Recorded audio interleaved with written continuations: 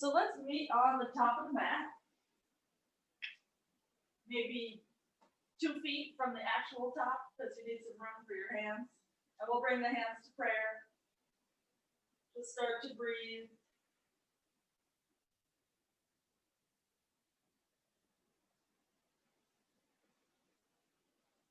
Try to find an ease in your neck. Sometimes we think we need to lock our head into a certain position, but that might cause extra strain unnecessarily. Let's lower the arms for an exhale. Reach up for an inhale. Fold forward, exhale. Halfway up, inhale.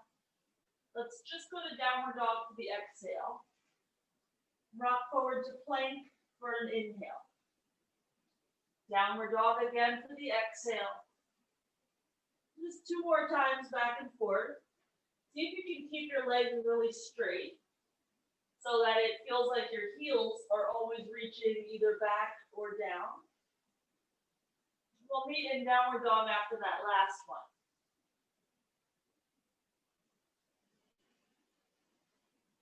Squeeze the arms toward one another. Your next inhale, lift the heels up.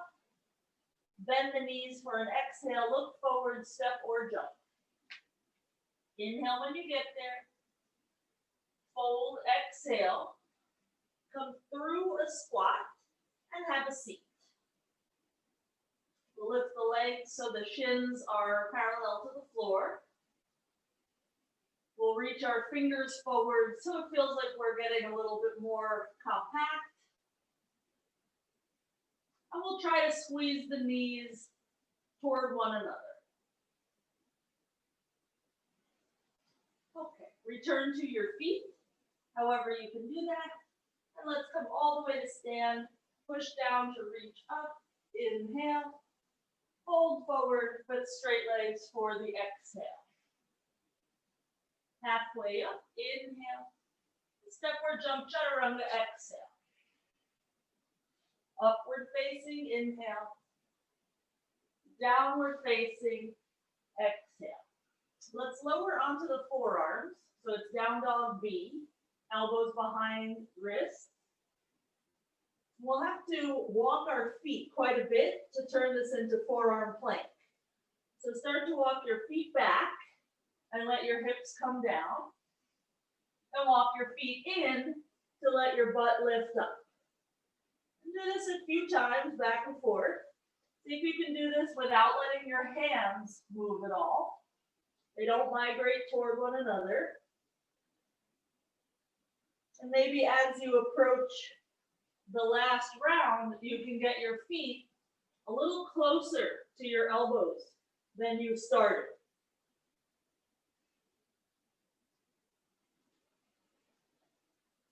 Let's meet in a straight arm down dog. You can choreograph how you get there.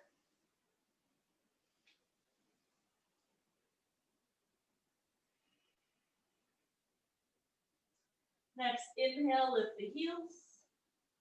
Exhale, bend the knees, look forward, step or jump. Inhale when you're there at the top. Fold, exhale. We'll come through a squat and again have a seat. This time we'll let the feet go out further in front of us. We'll hold on to the thighs. We'll do that C curve. So we feel like our belly button is being pulled through the back. But the shoulders are still sort of over the hips for the moment. Take one breath here and just draw your belly in a little more so you're not cheating in essence. And then maybe let your arms straighten more so that you can come lower. Maybe walk your hands a little lower on the legs so that you can come still lower. And if at any point you feel like you've lost that C shape, maybe that just means you went too far and you need to rise up a bit. Okay, we'll return to sitting. And when you get to the top, shoulders back so you feel real tall, just to counterbalance yourself. And we'll scoot the feet closer so we can come to stand again. So however you want to get to your feet is fine. Once you're there, all the way up. Hold on the exhale. Halfway up for the inhale. Step or jump chaturanga for the exhale. Upward facing for the inhale. Downward facing for the exhale. This time we'll just lift the right leg up to the ceiling, stack the hip, inhale, and lower the right foot to downward dog, exhale. Left leg up. As your left leg is lifting up, push your right heel down. And left foot down, just one more time each side. So really it's your bottom leg working here, rooting through the floor, so that you can get your top leg to go pretty high. Top foot points. And we'll meet the normal down dog with 2 hands and 2 feet on the floor. Inhale to straighten lift the heels. Exhale to bend the knees, look forward, step or jump. Inhale when you get there. Hold, exhale. Squat and come to your butt again. This time we're gonna lay down. You can get to your back however you want. And once you're there, we'll bring the heels a little bit closer to our butt and just try to find a neutral back. So only a teeny little ant could crawl under your back, maybe an ant the size of a champagne grape. And let's keep that shape. Just lift your right leg off the ground and extend it out.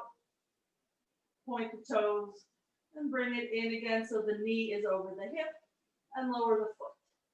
And just try the other side. Left foot comes up, left leg straightens, left knee bends again to that 90 degrees, and foot comes down. Just one more time each side. Really the key here is don't let your back change shape. If it's too easy for you, you let your leg lower as it straightens. If it's too hard, you can let it be higher. But be honest with yourself what is happening with the back. Okay, let's bring the knees up, hold the back of the thighs, lift the head, and start to rock forward and back until at some point you feel like you want to bring your feet to the floor, and we'll stand. I need to get a little more momentum. There we go. We'll stand all the way up, fold forward for the exhale. Halfway up for the inhale. Step or jump chaturanga, exhale. Upward facing, inhale. Downward facing, exhale. Right leg up, inhale. Keep that left heel pressing down. Step the right foot forward. Find that lunge shape. Warrior 2. Cycle that back heel to the floor as you rise up. We'll return to 3-legged dog. Hands down, right leg up, left heel down. Step forward again for the exhale. Rise up to warrior 2 for the inhale. Hands to the floor for the exhale. 3-legged downward dog for the inhale. Right foot steps forward, exhale. Warrior 2, inhale. Hands to the floor, this time chaturanga for your exhale. Upward facing for your inhale. Downward facing, exhale. We'll do the other side. So left leg up, inhale. Step forward, exhale. Warrior 2, inhale. Hands to the floor, exhale. Left leg up, inhale. That right heel is pressing down. Step forward, exhale. Spin the back foot, inhale. Hands to the floor, exhale. 3-legged dog, inhale. Step to the hands, exhale. Warrior 2, inhale. And this time to chaturanga for the exhale. Upward facing, inhale. Downward facing, exhale. Shake out the head and neck. Walk the hands back to the feet. Reach for the big toes. First 2 fingers and thumbs. Inhale. Belly in, fold, exhale. 1, 2,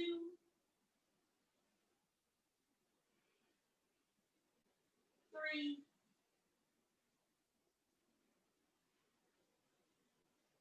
4, and 5. Straighten the arms for your inhale. Plant the palms flat and walk into downward dog. Keep your heels pressing down. Even if, when you get to your full down dog lane, even if they're not on the floor anymore, they're still pressing down through air, at least. Okay. Next, inhale, heels high. Bend the knees, exhale, jump forward. Inhale there at the top. And fold, exhale. Bend the knees, come through your squat. Come down onto your back again. And this time we'll have our legs at a tabletop instead of feet on the floor. However, if you have any back pain or if this is too hard, repeat the version we did before. Otherwise, we're just going to extend the right leg out. You decide how high. And then bring it in again to meet the left. And then extend the left leg out. Don't let your back change shape. And bring it in again. And just go at your pace. Every time you bring the foot in, try to get the foot to contact the other foot. Find that midline. Just be honest with your back and your abdominals. When the leg is extending out, you don't want any extra arch. Okay, the next time that you're done with that left side, we'll curl in again, head and shoulders up. Either hold the hamstrings or the shins. Start to rock. I like to keep the chin tucked as I rock. When you feel ready, take it to standing. I need a little more momentum again. Okay, and up we go. That's really hard for folks with stiff backs, which I am one. We'll fold for the exhale. Inhale halfway up and step or jump chaturanga for the exhale. Inhale, upward facing. Exhale, downward facing. Right leg up high. Inhale. Step it forward again. Exhale. Warrior 2 for the inhale. This time stay here and just feel the neutrality of your pelvis. We're going to bring the arms into Galavasana. So the right elbow is up, left elbow is down. Length between the shoulder blades. You could also just feel with one arm or hold a strap. Either stay here or start to arc into a side bend. So it feels like your right elbow is reaching away from your right knee. It's tempting as you do that to either collapse forward or to unbend your front knee. But don't lose any of those warrior 2 aspects. So your throat is open, your front knee stays over the ankle. Okay, release your grip and rise up. Lower the hands, either vinyasa or downward dog. We'll go for the other side, left leg high, inhale. Step to the hands, exhale. Find your warrior 2. Make sure that you have your front hip bones at the same height as your back hip bones. When you're ready, Kapotasana arms. The head presses into the left arm. The collarbones and hips face the long edge of the mat. And if you want, add the side bend without losing anything else.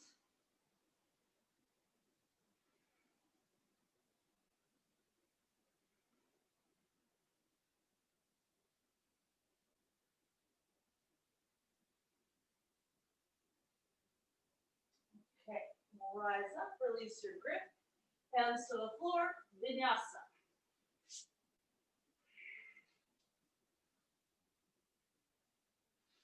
We'll walk the hands back to the feet. Kapotasana, hands under the feet, toes by wrists. Inhale. And on your exhale, fold a little bit more.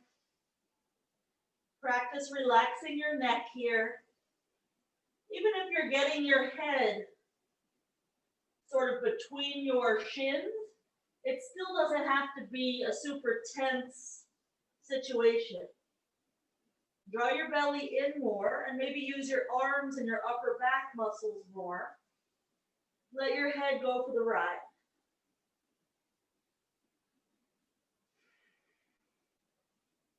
Inhale to straighten the arms. Walk into your downward dog, legs strong, heels pressing.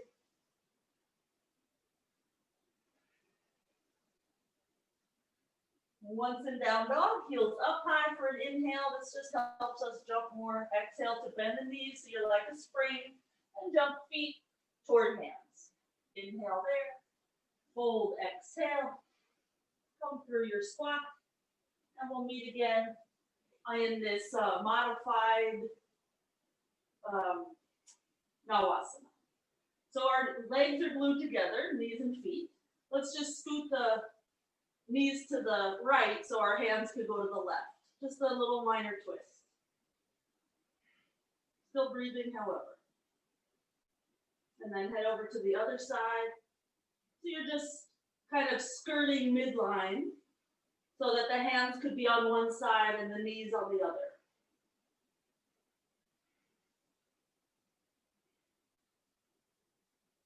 We'll come through center again. Scoot the feet close to your butt so that you can rock onto the feet and come all the way to stand. This process of going from squat to standing is really good for your drop backs. Let's fold forward for the exhale. So you learn how to push into your feet. Inhale halfway up. Step or jump chaturanga. Exhale. Inhale upward facing. Exhale downward facing. Right leg up high. Inhale. Step forward. Exhale. Virasana. So your right hand's already on the floor. You might want it to stay there as you extend the left arm over the ear. Or you might want to take any other variation. Yesterday we did 3 variations, but y'all know there are many more. I'm just going to stay here, reaching left arm away from left foot. So there's a relatively straight line of energy there. We'll just take another breath or two. We'll try to get that right hip a little further under. Okay, let's turn it into triangle pose. Your right hand is already low. Just straighten the right leg and extend the left arm up. Or still, you could do variations. Try to lean a teeny bit back. See how that changes your relationship between front foot and floor. And let's lower the left hand. Left foot further back so it's more lungy. And walk the right leg into a pigeon.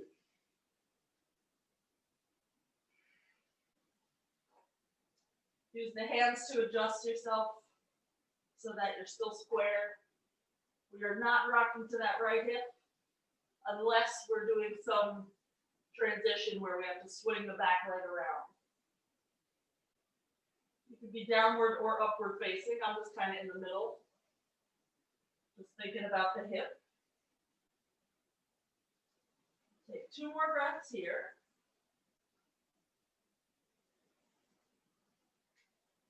And in a moment, we're going to turn it into a down dog with a figure 4 legs. So we'll place the hands, we'll lift the left knee, we'll bring the right ankle to the lower left thigh, and just with the strength of the hip, we'll be pushing our right knee back.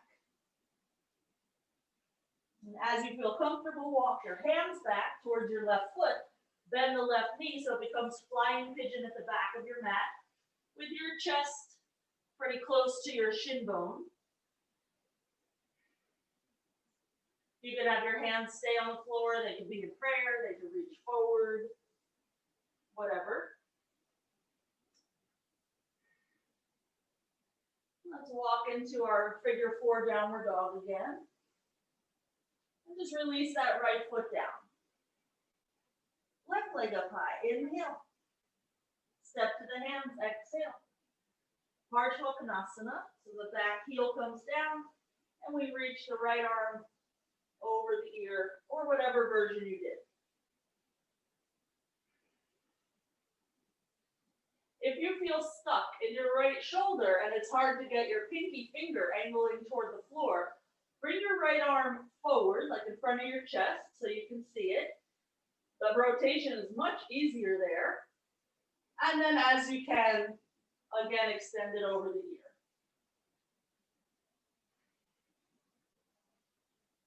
And you might have to do that like every 2 breaths. There's nothing written that it's going to stay put for the whole 5 breaths. Okay, let's turn it into triangle. I scooted my back foot in just a smidge to approach triangle, but you don't have to.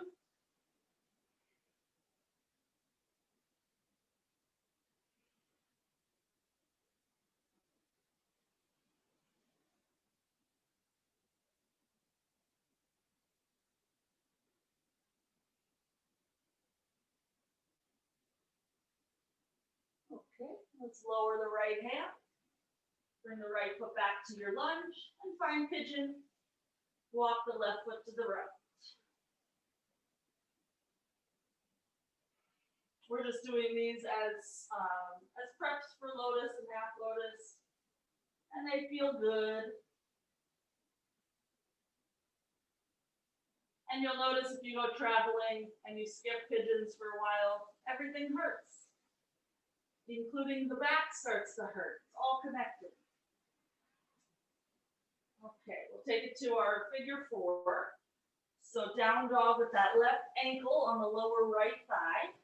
And we're just trying to push our left knee back toward the wall behind us. When you're ready, walk your hands in, bend the right leg so the leg makes a shelf for the ankle. And now the knee is dropping toward the floor. Hands wherever you want. You don't want the hands to be distracting to your hip, but it might help take the balance equation out so that you can focus on the hip more. You can make it easier or harder. Okay, we'll walk into our downward dog again, keeping that right heel on the floor for as long as possible. And left foot releases to normal down dog, 2 hands, 2 feet down.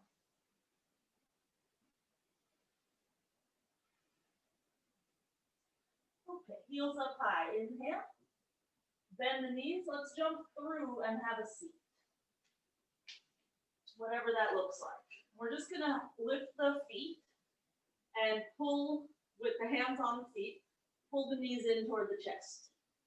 Then straighten the arms and let there be a gap and pull it in. And just do this a few times. So you're just changing how much are you curled in. And the more curled in you are, the easier it's going to be in a moment to lift our butts off the ground. So let's try to keep our knees close to our shoulders, but bring our hands forward. And it's way hard when our hands are not doing the work for us, but we try. Okay, so we'll keep thinking knees to shoulders. Place your hands in front of your hips. Lean forward, lift your butt off the ground. Stay for a few counts. And then lower your butt down. Crazy hard. Change which leg is on top. Start with your hands on your ankles or feet. Pull it all in. And see if your top leg can help you stay cinched. Then reach forward. Try to stay cinched, hands down. Lean forward, lift your butt. Your feet may or may not come down. And let's lower down. Okay, so you probably feel your hip flexors like crazy right now. Let's bring the hands behind us. Go for a reverse tabletop. Lift your hips up. Let your hip flexors get a little stretch.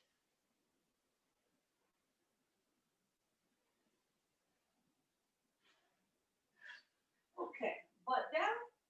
And let's meet in downward dog. You can vinyasa or not.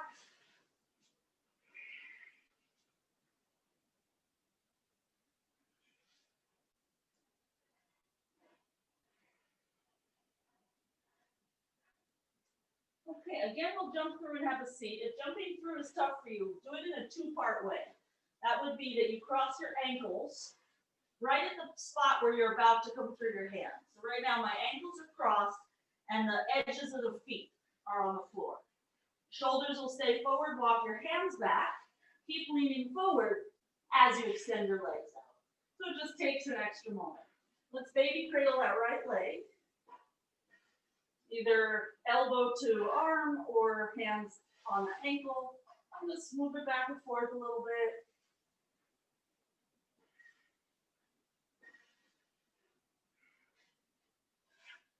Okay, either Janu A, which is foot to thigh, or Ardha Baddha, which is a half lotus, foot at hip crease. We'll fold forward. If you're in half lotus, your right arm will come behind your back to hold your foot. If you have Janu Shasana A and your foot is on your left thigh, you're going to have two hands on your foot.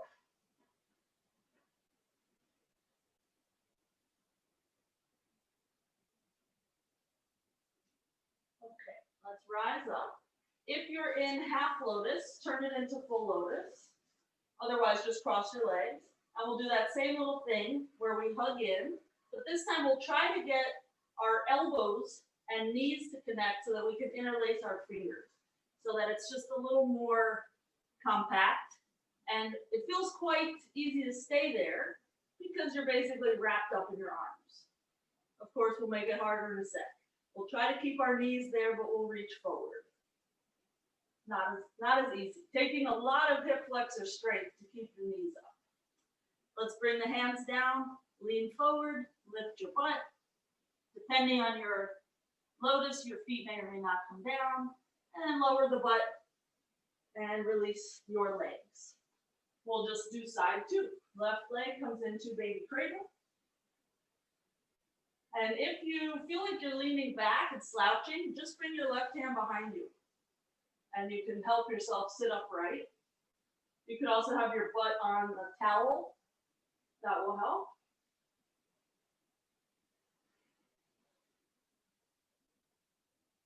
Okay.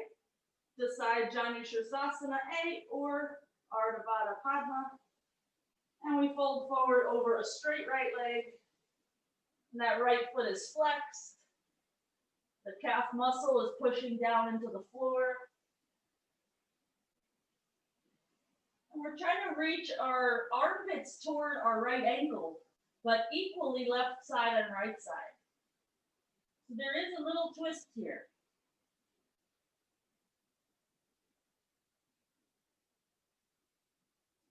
Okay, let's rise up.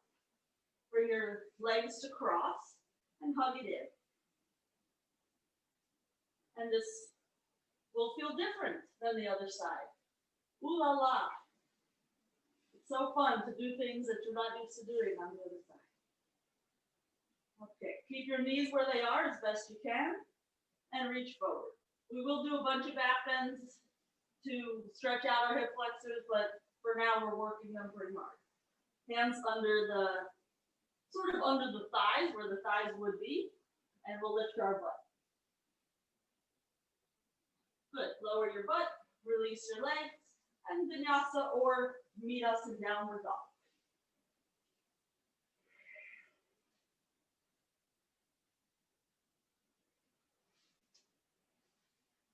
Okay, so we're going to go from Baddha A, and I'll show you. We'll go first in like a flying pigeon. The Baddha A is my fingers interlaced. Then I'll bring my right ankle to my lower left thigh. And as I pull the knees, or the shin, I should say, into my chest, I'm trying to get my right knee, the one that's closer to me, to move away. If that's easy for you, instead of that, you'll go to lotus. And then once you're in lotus, you'll try to lower both knees. So either way, either a flying pigeon and lower down, or a lotus and lower down. Give it a whirl. The good news is you have two sides. You could rest between sides or not.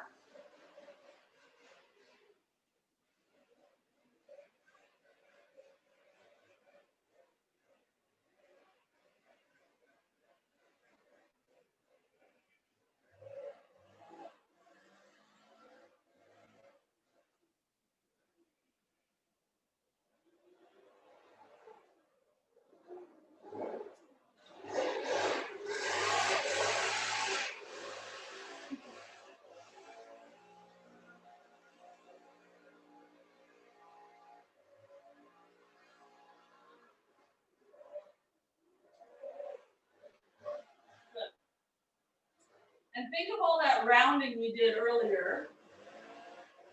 So when you're lowering your knees, you really round as much as you can.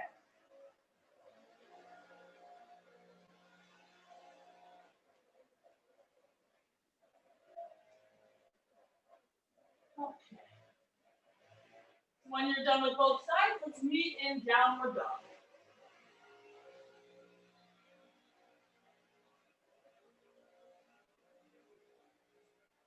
Let's jump through and have a seat. Double pigeon right leg on top. I think maybe the leaf blower has walked away, thank goodness. And we'll lean our chest toward the shin. And just notice the relationship you have between your knees and your feet. Let's rise up and we'll try to keep that relationship as we balance on our butt. That will require our arms to help us wrap it all in.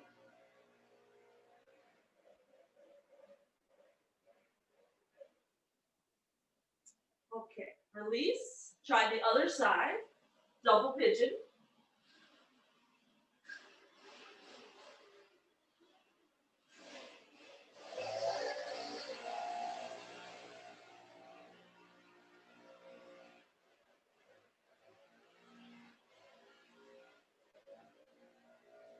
And rise up and try to keep all that relationship so the arms can be anywhere in order to make it happen.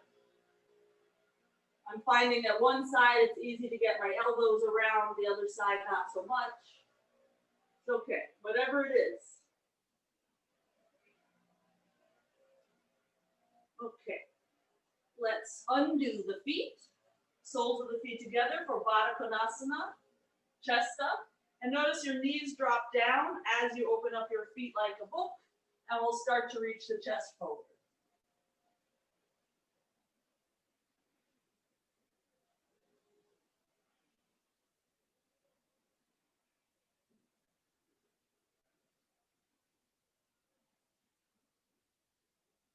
Okay, let's lift through the chest, and let's just meet in a squat. Butt up, knees together if you can, heels down if you can, so that you feel like your chest and thighs are close. Let's keep the chest and thighs close as we straighten the legs, some amount. They may or may not straighten all the way, but you'll wind up in a pretty deep forward bend, pressing through the feet so your sitting bones lift. Next inhale, release the chest forward, and we'll step back with the left foot for a lunge for a simple twist, right arm up.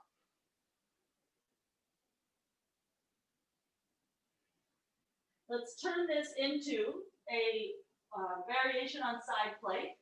We'll walk that right foot back a bit. We'll come to the knife's edge of the left foot so that we can lift the hips up higher, open through the right hip more. Sometimes it's fun to extend the top arm over the ear. It's a different stretch. Okay. Unwind, step to downward dog, and bring the left foot forward. Just a simple twist to start with that knee staying over the ankle. Oh, feels so peaceful now that the leaf blower is gone. We'll walk that left foot back. Keep that right foot flexed, so at no point is that ankle bone of the back foot on the ground. Decide if your top arm will extend out or not.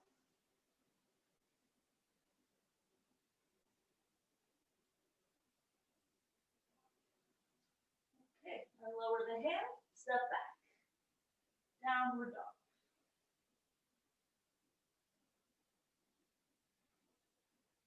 Heels up high for an inhale. Bend the knees, look forward, and step or jump. Inhale when you get there. Fold, exhale. Utpluthih. Reach up as you bend the knees. Few options here. So hands to prayer, right ankle to lower left thigh. That's your flying pigeon. Or hold onto your foot and pull it up to a half lotus, in which case you would straighten your left leg. If you're in flying pigeon, do whatever arms you want. If you're in half lotus, right arm behind the back and fold forward. So just like you did earlier in that Ardha Padma Paschimottanasana when we were sitting down, same idea. Just now balance, of course, is of the essence.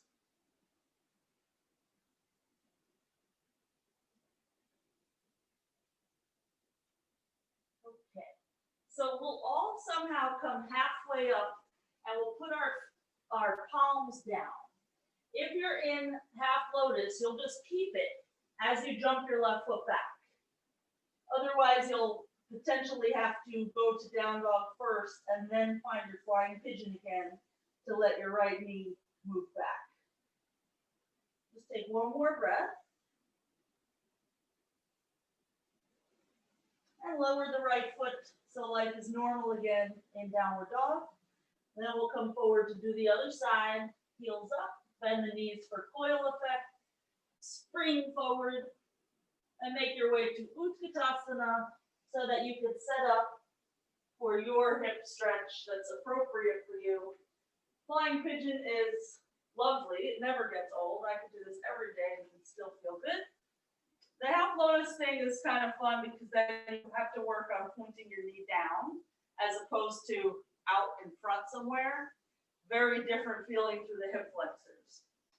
So even if you're trying the half lotus and you don't want to deal with wrapping your hand, or even maybe you don't want to deal with the fold, just getting your knee to point down to the floor is a pretty big deal. The equivalent will be later when we go to a headstand and we try to do it with our knees pointing up. That's a big deal.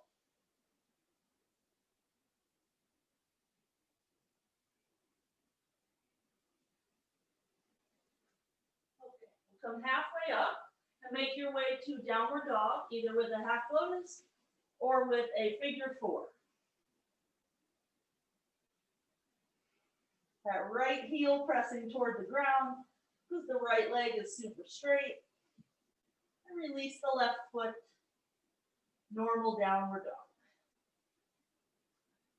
Okay, right leg pigeon, una vez más. This time with a hip flexor stretch, because you've done a lot of work with the hip flexors. So you can decide how close this right foot is to your left hip. You might have to change it as you deal with your back leg. You can take Bakasana grip or any other thigh stretch that suits you so that you feel like the foot is inching its way closer to your left ribs.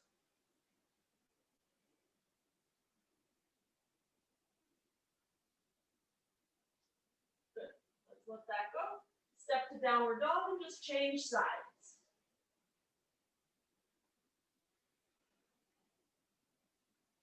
So many of the ab things that are in Ashtanga are very hip flexor intensive.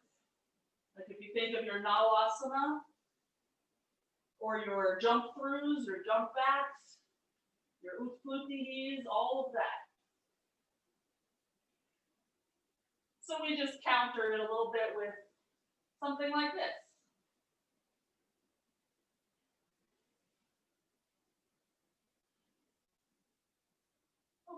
Let's meet in downward dog. And again, we'll take our flying pigeon in a headstand, but this time we'll attempt it in a tripod so that maybe we come up to Galavasana. May or may not work, but the process is the same. So we would come up. I came up the pain in the back way, which is basically my go-to these days. So right ankle on lower left thigh, then the left leg is responsible for pulling that right shin in. And then when I want to lift, it's going to be like when we lift to Bakasana, I look forward as soon as possible so that I can get my chest forward to counterbalance the back leg. And then when you want to switch sides, you can come down and rest or not.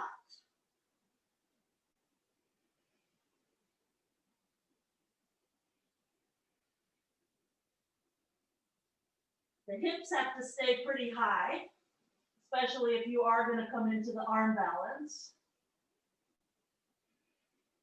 Otherwise, it's just a little too hard. And we want to make everything as easy as possible. Work smarter, not harder. And of course, this is very hip intensive. So a flying pigeon is hard for you. Maybe you do that more. Maybe you do double pigeon more with your butt on the ground. All of those preps sort of have to be comfortable before you can approach something lunatic like this. I'm out of breath. Okay, so whenever you've tried both sides, we'll meet in downward dog again.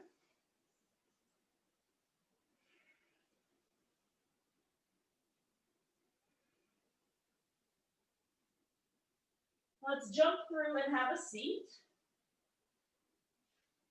so that we can find virasana, which is so friendly. So I'm just going to face this way. Let's extend the left leg out. Either fold the right leg back like virasana, or just have it straight.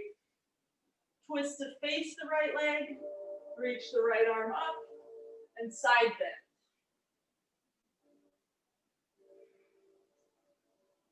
This left hand could be in any number of places. Sometimes folks like to put it on their right thigh. You could even slide it under your right leg and hold your heel. I like to walk it forward. Once my shoulder's as far forward as it can be, then I jump the hand onto the foot. Okay, let's rise up and we'll just switch sides. This is like the nicest side body stretch ever. It's friendly, it's approachable, you don't have to take it further than you want. However, of course, there's always a however. This front leg cannot get wimpy. You have to keep your leg strong, your kneecap facing up.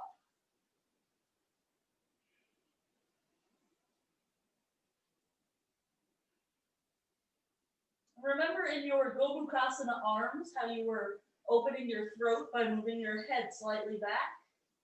Do that here as well. You don't have an arm behind your head to press into, but you'll notice your top arm goes with you a little bit when you move your head. Okay, let's slowly get out there. Downward dog or vinyasa.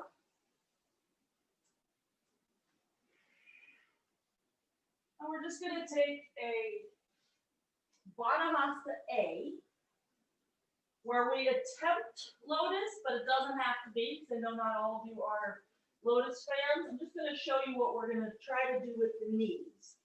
And it seems like it should be real easy, but it's kind of not. So maybe when you attempt Lotus, you go here and this foot is free. That's fine. I'm going to scoot my right foot further up. So watch this part. To get my left foot, I need to move my right knee up toward the ceiling. Then the left foot can come in. And as I try to balance, I'm going to think knees up to the ceiling.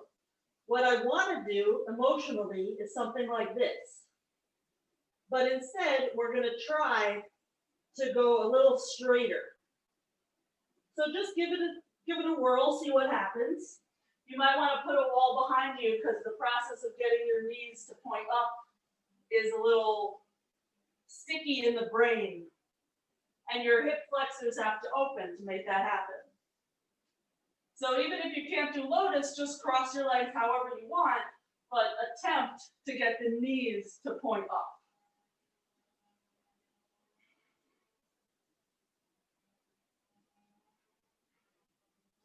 Good, and as you scoot into full Lotus, you'll notice how the knee has to move out of the way or there's no space for that second foot to come in. Good, Lisa, you might be able to get your Lotus a little tighter with your knees closer to each other. Yeah, and the feet will be higher up, but then the knees will also be a little more cinched in. So now, Carol, start the process of knees up, including the bottom knee, the whole unit. Okay, this is proving difficult. I understand. Okay, let's slowly get out of there. And just take a rest, either in down dog or child's pose.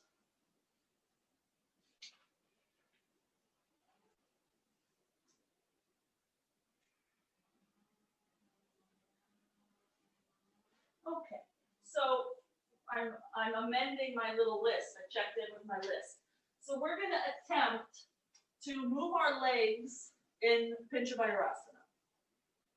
Obviously, balance has to be okay in order to do that. And even the slightest bit of movement will give you food for thought.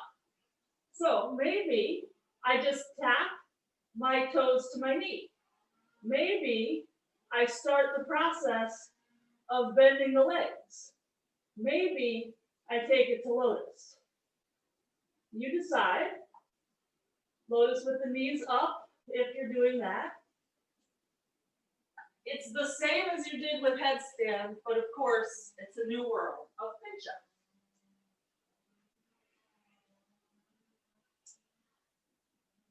And we'll go for maybe a minute or so.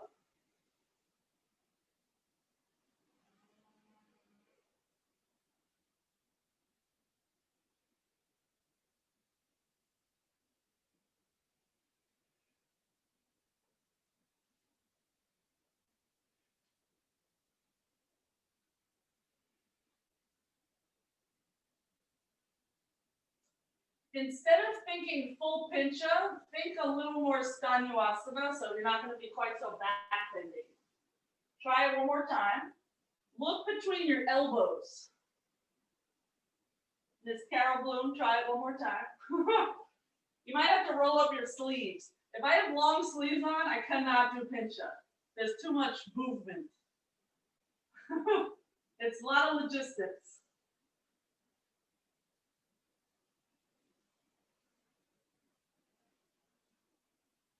And of course, you have to know where are your hips in space. That will allow you the fine tuning so you can start messing with your legs.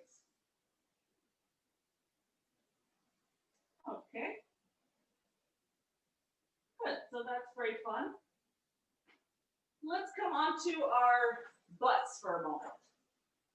And we're going to take this into a virasana or variations up. So cross your legs in lotus or not. If you're in lotus, it would be right leg first.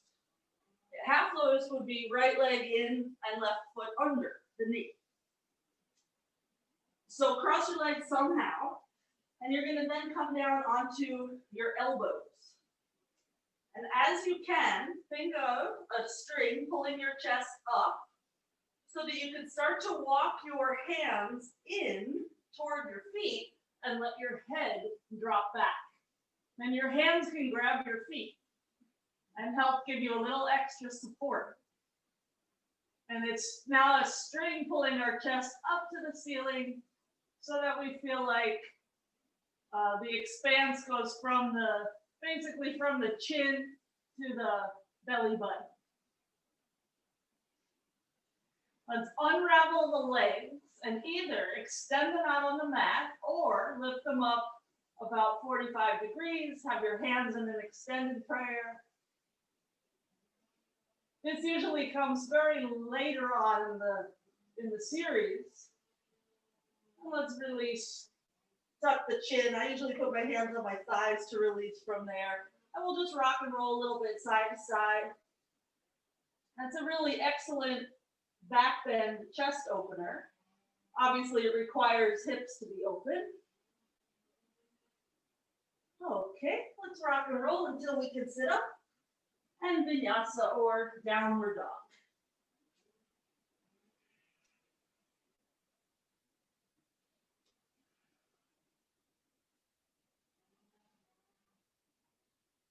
Okay, we'll rock forward to plank and lower down to the belly. Sphinx pose. Forearms out in front, Elbows slightly in front of the shoulders. Pubic bone down.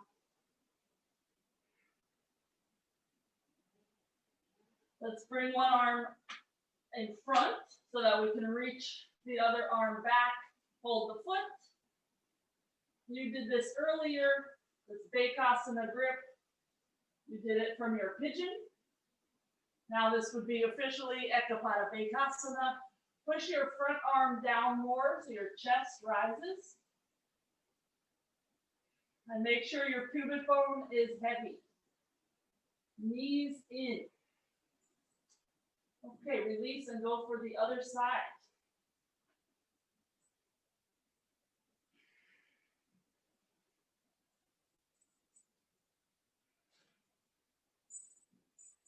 The knees in idea changes a lot of things.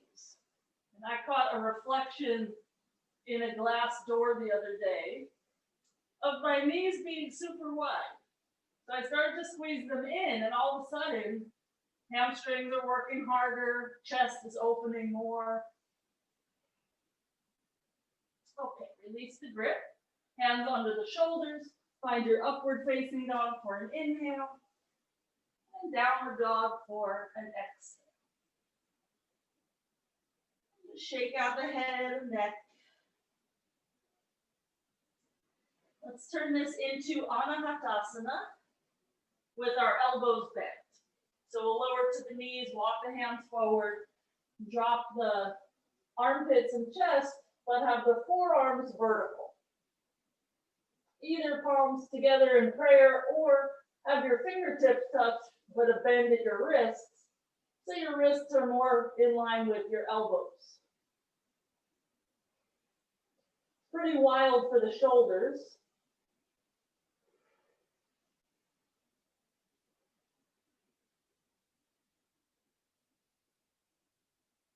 Okay, let's slowly get out of there.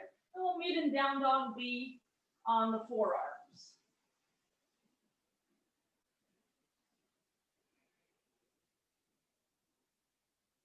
And see if that Anahatasana shoulder rotation can move into this down dog B. Maybe that can help you get your fingers to press down, not to slide in toward each other.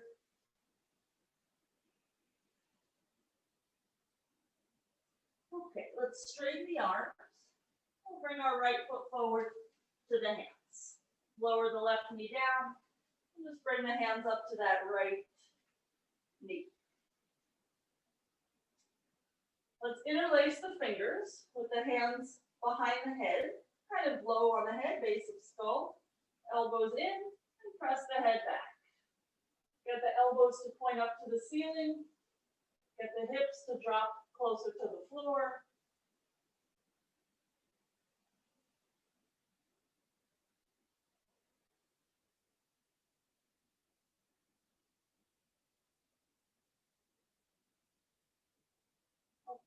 Let's rise up.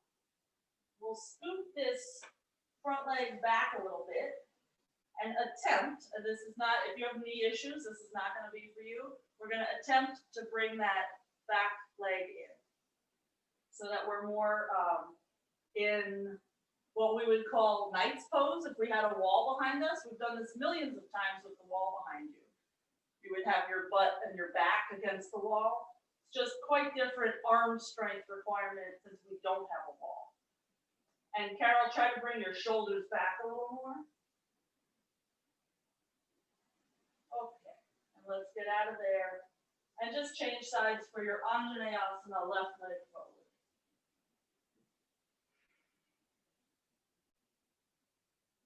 Interlace the fingers behind the head.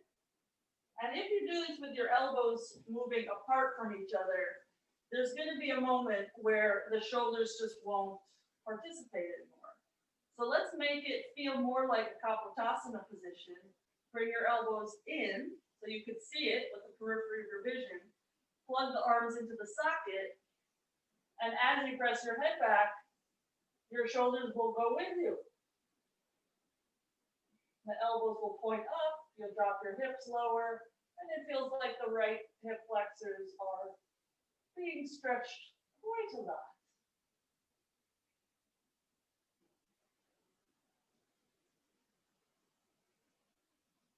Okay, we'll rise up, we'll imitate our knight's pose. So when we do knight's pose, we put our shin against the wall, we back our butt up to the wall, and then we put our shoulders against the wall. Since we have no wall, we're just holding our foot up and trying to get the shoulders, hips, and knee to all line up. So Lisa, make your stance a little shorter. Front foot back a little more. And back your butt up. And back your ribs up. Yeah, it's so fun, right? Okay, let's get out of there and vinyasa. One day when we have good walls again, we will do all kinds of ridiculous things.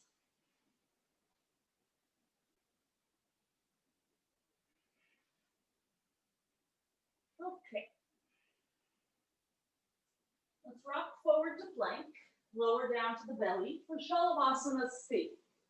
Interlace the fingers, reach your knuckles toward your feet, lift the chest and shoulders. If you can, squeeze the legs together. I'm trying to lift my legs off the ground, although it looks like they're not moving.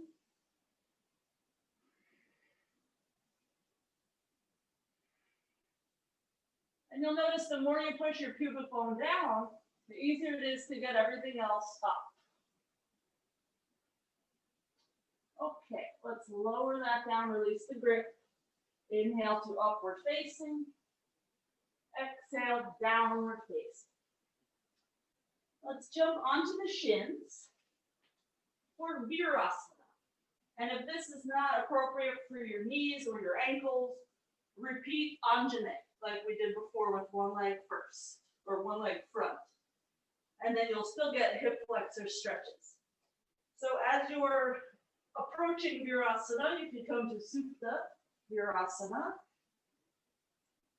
Continuously tucking the tailbone. Your arms can come overhead. And when we were doing our Galavasana C just moments ago, I said pubic bone into the floor. So now you're going to think pubic bone up to the ceiling so that you get more of a neutral pelvis. Even though it's a huge back bend, you're trying to not overdo it in the low back, and you're trying to direct your stretch to your quads and your hip flexors and your psoas. Whew, okay, let's start to come on up. And we'll just step to downward dog so that we know our knees still work. If you were doing Anjaneyasana, just make sure you're balanced on both sides. We'll be here for a few breaths so that you can balance out.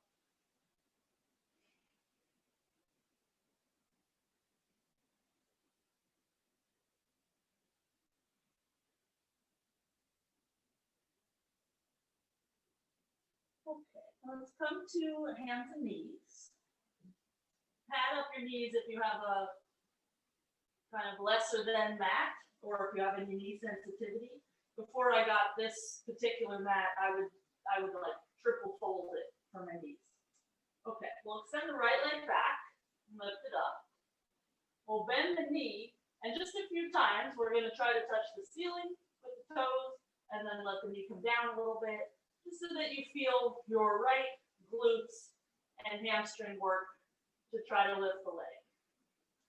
And Lisa, let's bend your knee a little bit more. Yeah, and now we're good. Ouchie, I feel like my hip is gonna explode. Okay, so the next time that your leg is up, you'll reach your left hand back for the ankle and try to kick so that as you are reaching your toes to the ceiling, you give yourself a stretch for the left shoulder.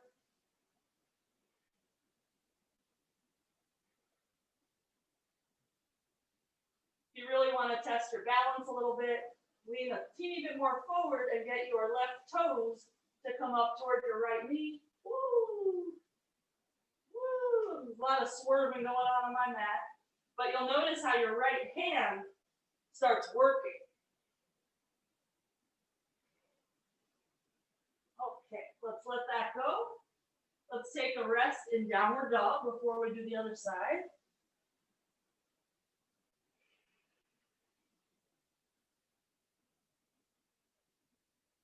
Okay, to hands and knees we go.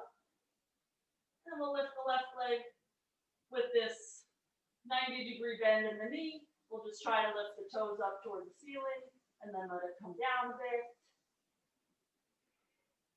In whatever range feels safe.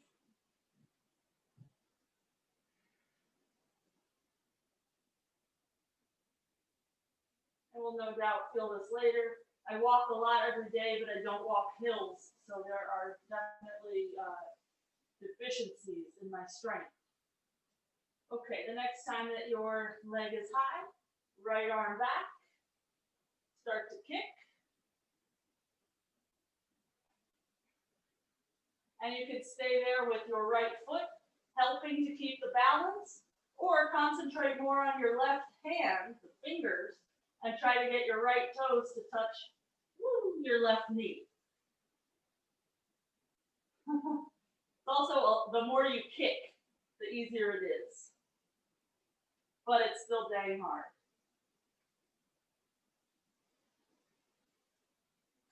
Okay, let's get out of there. We'll meet in downward dog and rest for a few breaths.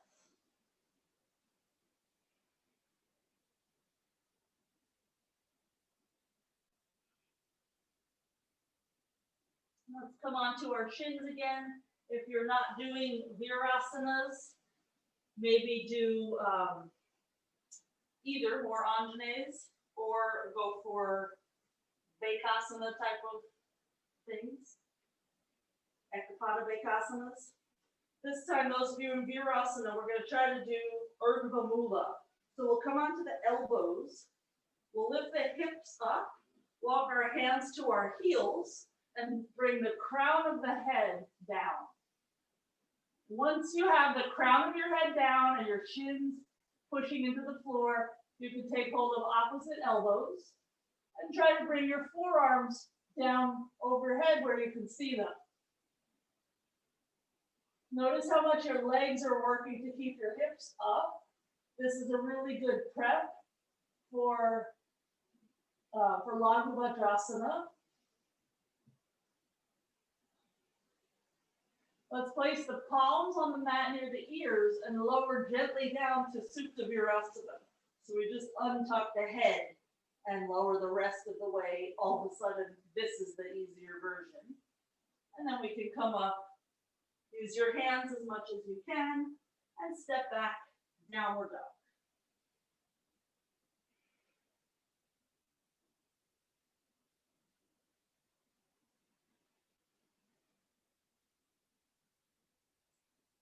Okay, let's rock forward to plank, lower down to the belly.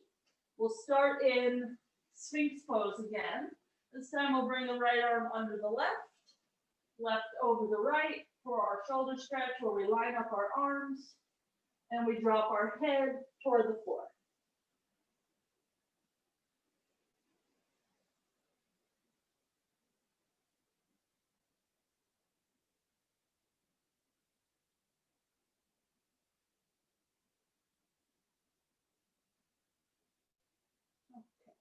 Rise up and make your way into the other side. Left arm would go under the right. Ooh. It's a little bit awkward, but it gets better if you do it often.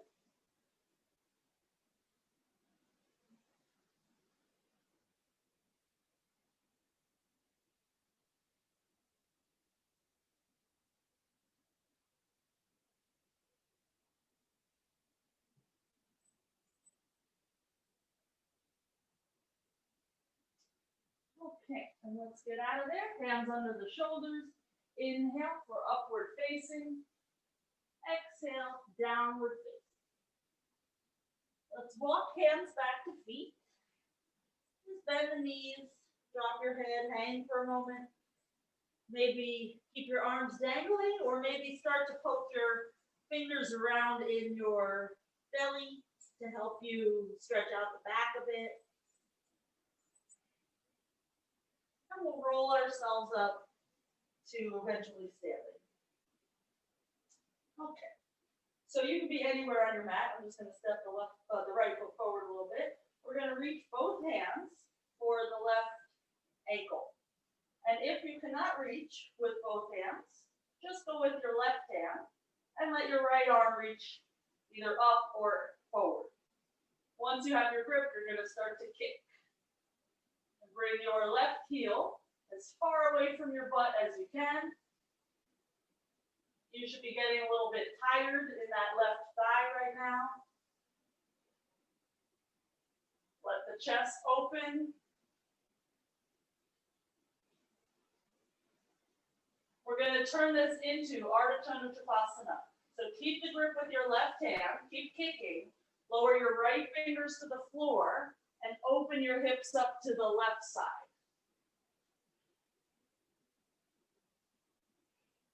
So we still have our heel moving as far away from our butt as it can.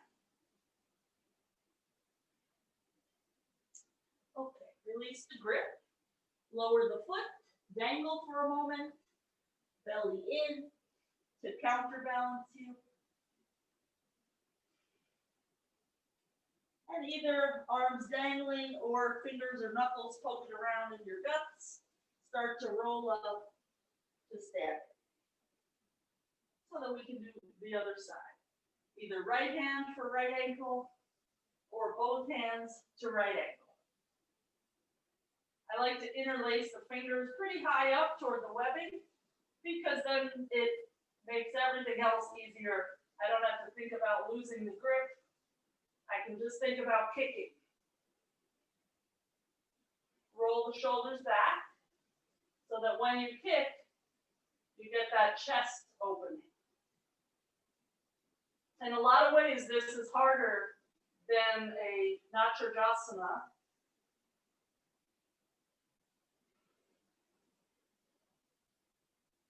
But let's turn it into our Ardha Chandra Utpluthih. So the left fingers come down. And as you open your hips to face the long edge of the mat, you have to shift the balance on your left foot more into the inside of the foot.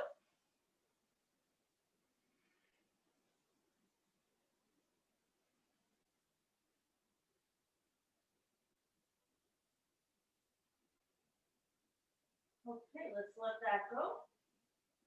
Both feet down, dangle for a moment. And we'll bend the knees to roll up. Okay, let's walk forward so we can vinyasa. Meet in downward dog. Essentially what you just did was virasana. Virasana. You just did it standing instead of on the ground.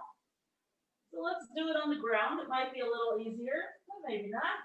So we'll rock forward to plank, lower to the belly. We'll reach back for our ankles. And we'll kick so that our heels are moving away from our butt. Pubic bone is going to stay down. Take one more breath. We'll roll to the right side, and as you roll, get your right shoulder to roll back so that it feels pretty comfy when you arrive there. If it is not comfy when you arrive there, roll a little bit forward, adjust your right shoulder, and then roll back again. Let's come through center, over to the other side. Keep kicking. And as you kick back, push your pubic bone forward. Let's bring it through center again. We'll take a few more breaths in center. Maybe you can bring your knees in a smidge. Maybe come up another inch. Okay, let that go. Hands under the shoulders. Rise up for your inhale. Press to downward dog for your exhale. Let's rest there for a moment, because that was really hard.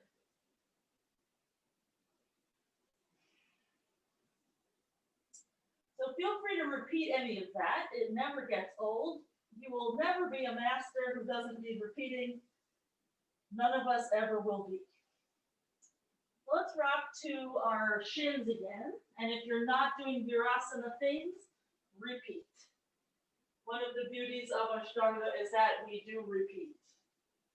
5 days a week, sometimes 6. Okay, so this time we're gonna peek into Kapotasana B, but don't get scared. It will be very similar to how you did this. You came onto your elbows, you went into your Urdhva Mula, remember doing this? And then you had your arms back. Instead of that arm, you're just gonna put your hands down and attempt to get your head off the floor. If it works, you'd walk your hands in a little more and try it again. And that's it. Just do that a few times or stay for a few breaths.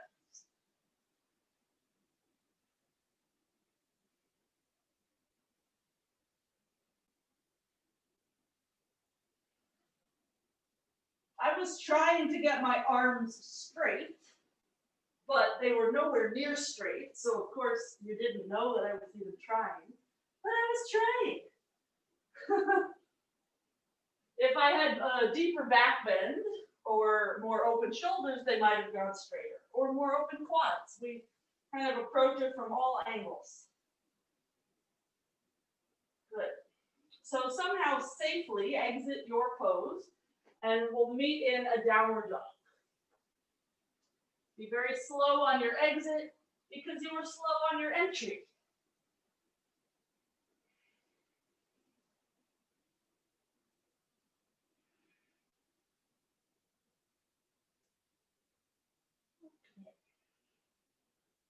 Come to hands and knees and forearms down.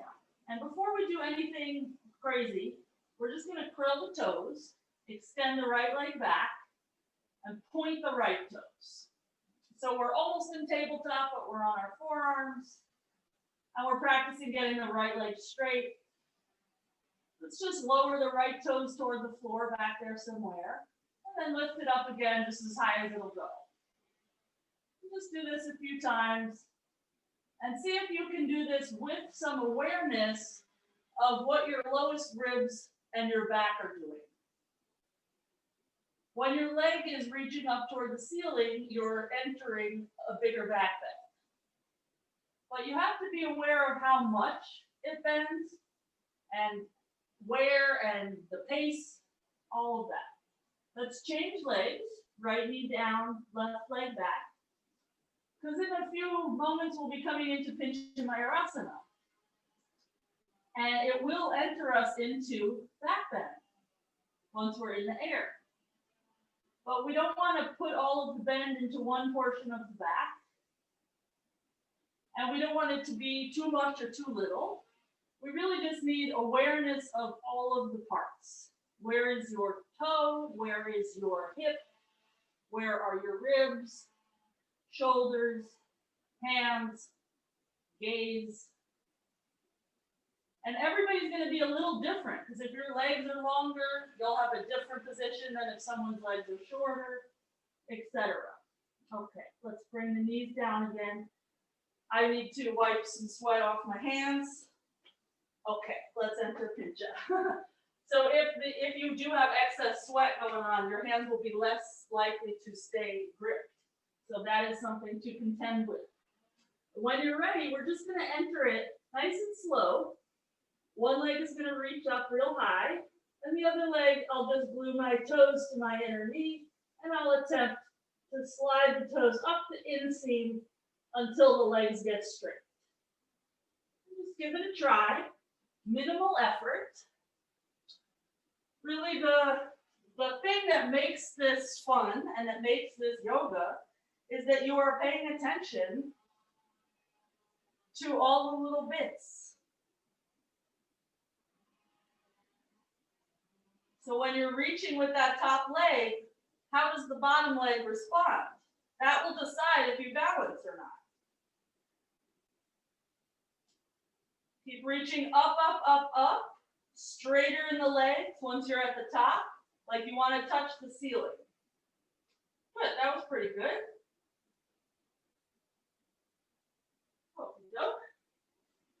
And when you've had enough of that, let's come on down to our back. We will do another pincha, do not worry. Let's find our Setu Bandha, Sarvangasana, or Urdhva Dhanurasana. So Setu Bandha, I'd stay on my shoulders. Urdhva, I would come onto my hands and try to straighten the arms.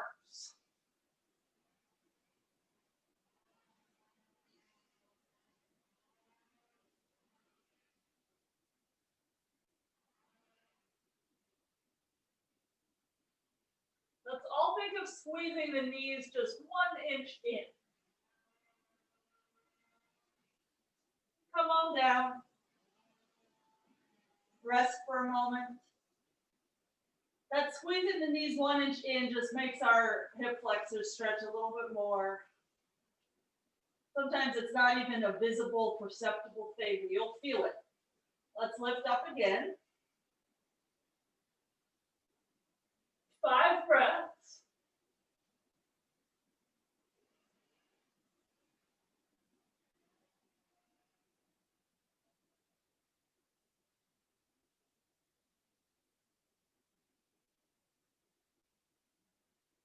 Come on down after your 5. Rest again. And as we rest for this one, let's put our hands on our lowest ribs and just feel how they knit in. In the back bend, obviously they will not be knit in, but when you're in something like pincha, you need to know how bent are you? Because you might want to be in Sthanuasana, straight up and down. You might want to be in Scorpion, or anywhere in between. Okay, let's come into one more back bend from our backs. Lift up on an inhale. Potentially take this one into your Viparita Dandasana on the forearms.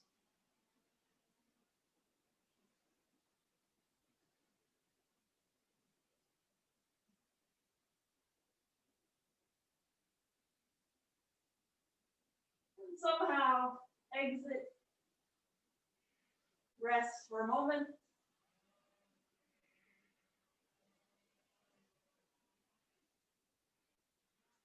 Okay, let's meet in downward dog. I just roll over to my side to get there, but you can get there any way you want.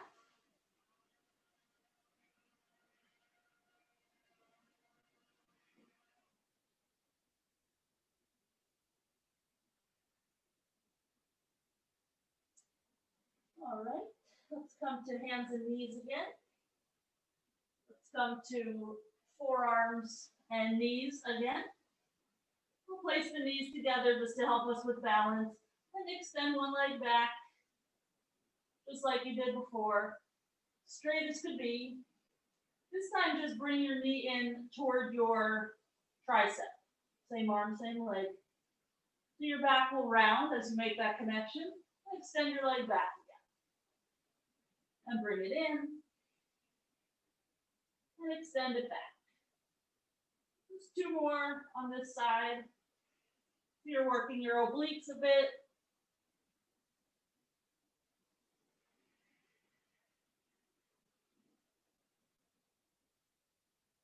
Okay, release that leg down and try the other side.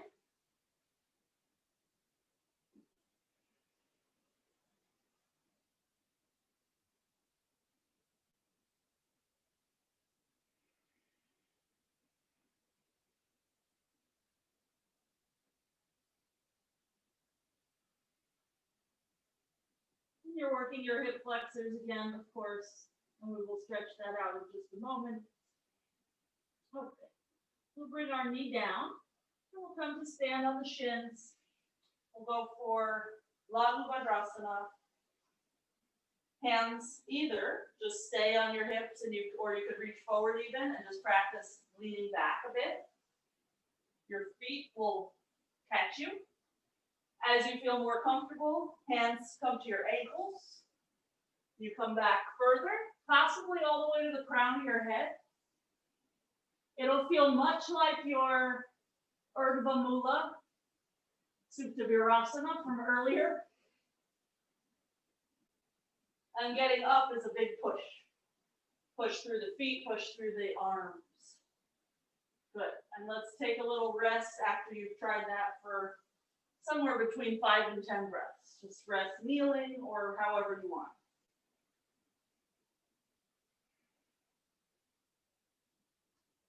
Okay, we're going to find one more Kapotasana B. That's going to be like the kind of the worst of the back bends. Feel free to repeat anything that we've already done instead. We did Kapo B earlier from laying down in Supta, virasana, and then pushing up. Feel free to do it that way, or reach up. Ideally, I would land with straight arms, but I know that I'm not going to because I don't bend like that. So I'm just going to try to land without knocking myself unconscious. And then I walk the hands in a little bit and push.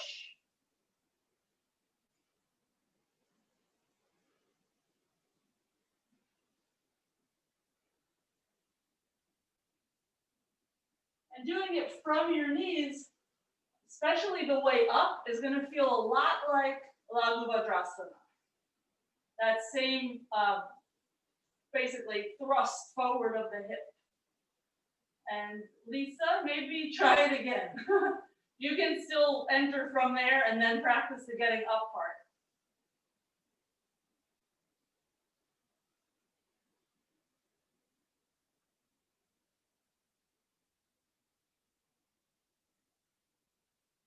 Good. All right. And whenever you've had enough of such things, take your rest.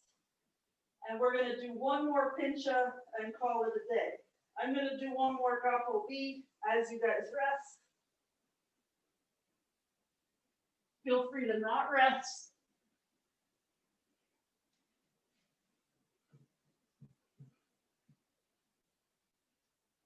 Okay. Pincha virasana, or what you think should be your last inversion. Does not have to be pincha. I did have on the agenda to do shoulder stands, but we didn't get there. So we'll postpone that to Friday, unless you do it now.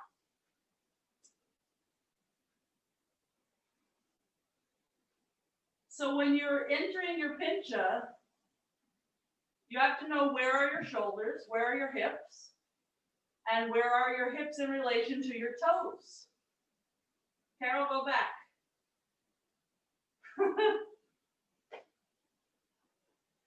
Sometimes it actually serves you to go with the leg you don't like going with, because then you'll pay more attention.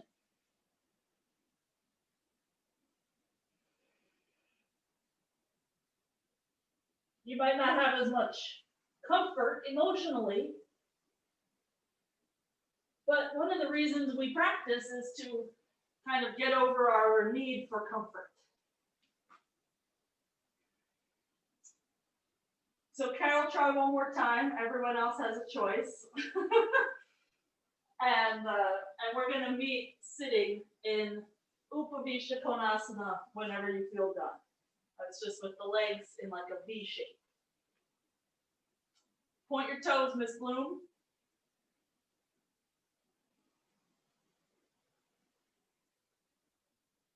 There we go.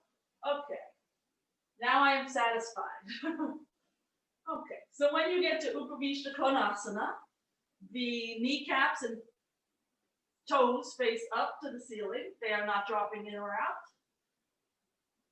As you start folding forward, you will have to work harder to keep the legs facing up.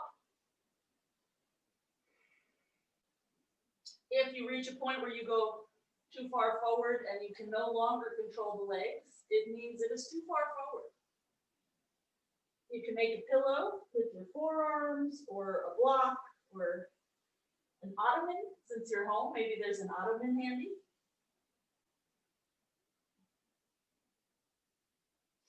Okay, let's start to rise up. Either pigeon, right leg in front, or splits, right leg in front. It might seem crazy to do splits right now, but maybe not. You decide. Backbends tend to make your hamstrings really tight. So, and hips as well. So usually after backbends, we would stick in something like a pigeon or a split or a forward bend. And let's meet in downward dog so we can change sides.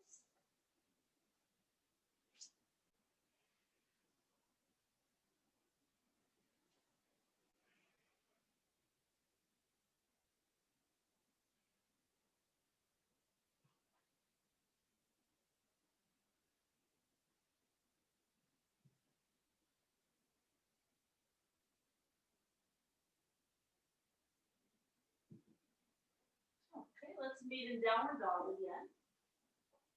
My mat is wrinkling quite a bit. Okay. Let's start to walk the hands back, bend the knees, and let your chest rest on your legs. Just dangle the head.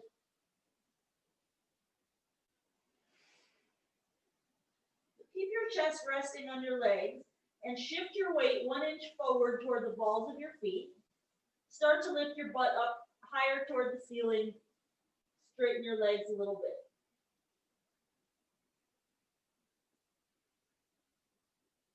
Either stay here or just keep deepening it more and more so that you wind up in a pretty deep forward bend. Your hands could be on the floor near your feet or any other grip that suits you.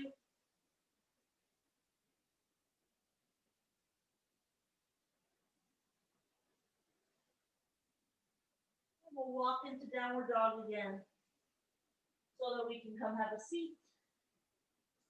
And let's just cross the legs any which way. It could be lotus or not. I'm going to not do lotus at the moment. Interlace the fingers, reach up.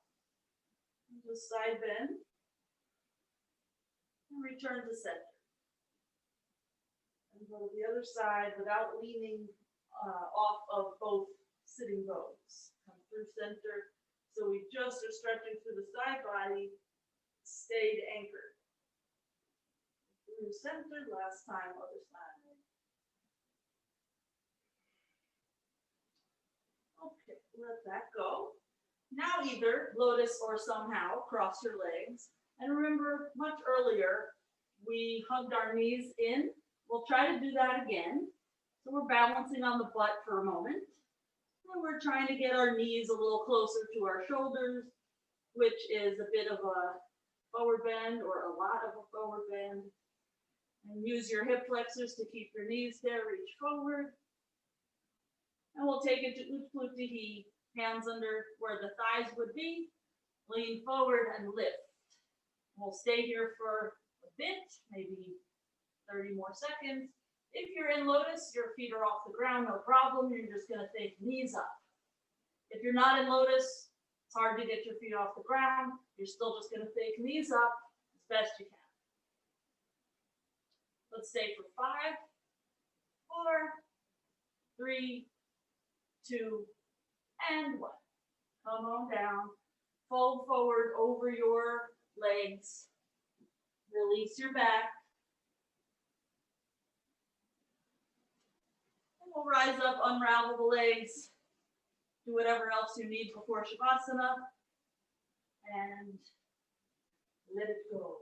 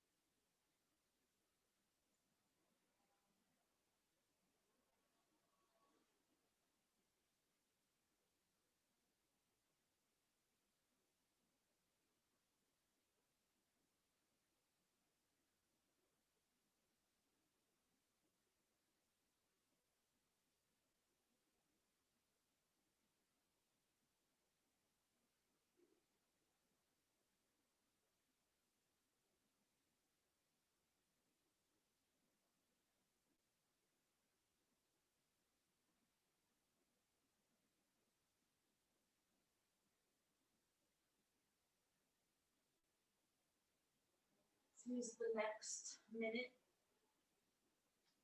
to sit up.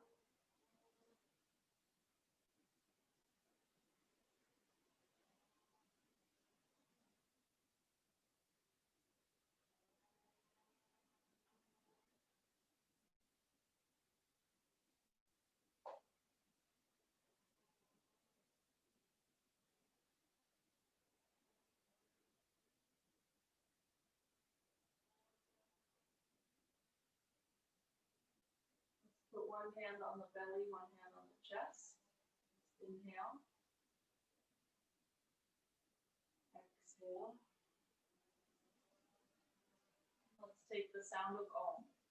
Inhale.